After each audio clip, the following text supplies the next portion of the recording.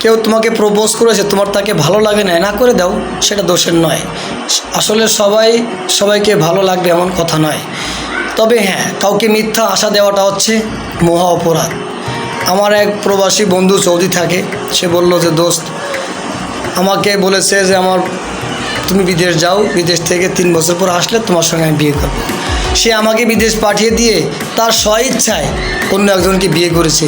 তো এই ধরনের প্রতারণা কেউ করো না। আর বিশেষ করে যারা প্রবাসে থাকে তাদেরকে কষ্ট দিও না, কারণ তারা হচ্ছে আমাদের দেশের রেমিটেন্স যোদ্ধা। তাদের জন্য আমাদের দেশের অর্থনৈতিক চাকা চাঙ্গা থাকে, এবং তারা যেই পরিশ্রম করে এটা তোমরা নিজের চোখে না দেখলে বিশ্বাস করবে না।